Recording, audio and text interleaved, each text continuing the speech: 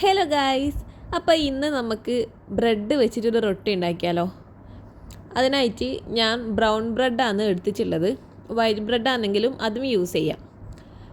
Bread നമുക്ക് side cut ചെയ്ത് കളഞ്ഞിട്ട് നന്നായിട്ടൊന്ന് പൊടിച്ചെടുക്കാം.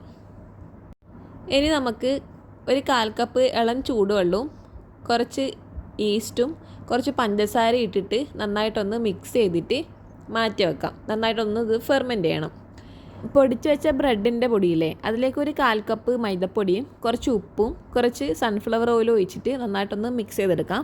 ഇതിലേക്ക് നമ്മൾ നേരത്തെ മാറ്റി വെച്ച ഇളം ചൂടുവെള്ളമില്ലേ, അതും കൂടെ ഒഴിച്ചിട്ട് നന്നായിട്ടൊന്ന് കുഴച്ചെടുക്കണം. ഇതിപ്പോൾ എൻ്റെത് കുറച്ച് ലൂസായതിനാൽ ഞാൻ കുറച്ചും കൂടെ മൈദപ്പൊടി ഇട്ടിട്ട് കുറച്ചൊരു തിക്കായിട്ട് കുഴച്ചെടുത്തിട്ടുണ്ട്. നമ്മുടെ ചപ്പാത്തിക്ക് കുഴക്കുന്ന കണക്ക് അത്ര തിക്കാക്കണ്ട, കുറച്ച് ലൂസായിട്ടാണ് ഇത് കുഴച്ചെടുക്കേണ്ടത്.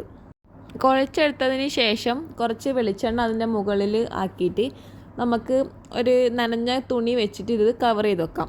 ചുരുങ്ങിയതൊരു 2-3 മണിക്കൂറെങ്കിലും ഇത് മാറ്റി വെക്കണം. അതിന് ശേഷം നോക്കിയേ, നല്ലോണം പൊങ്ങി വന്നിട്ടുണ്ട് കേട്ടോ. നമ്മൾ നേരത്തെ കുഴച്ച് വെച്ചതിൻ്റെ ഡബിൾ വോളി ആയിട്ടുണ്ട്. ഇത് നന്നായിട്ട് ഒന്നും കൂടെ മിക്സ് ചെയ്തിട്ട് നമുക്ക് വേണ്ടുന്ന അളവിൽ കുറച്ച് ബോൾസ് ആക്കിയിട്ട് മാറ്റി വെക്കാം. എന്നിട്ട് കുറച്ച് മൈദപ്പൊടിയും കൂടെ ഇട്ടിട്ട് നമുക്കിത് പരത്തിയെടുക്കാം. ബോൾസ് എല്ലാം ഞാൻ പരത്തി എടുത്തിട്ടുണ്ട്.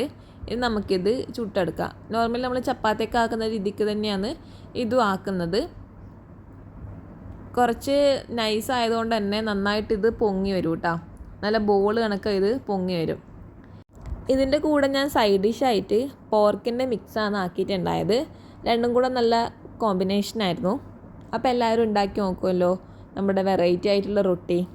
വീഡിയോ കാണുന്ന കൂട്ടുകാർ ലൈക്ക് ചെയ്യാൻ മറക്കല്ലേ, കൂടെ സബ്സ്ക്രൈബും കൂടെ ചെയ്യണം.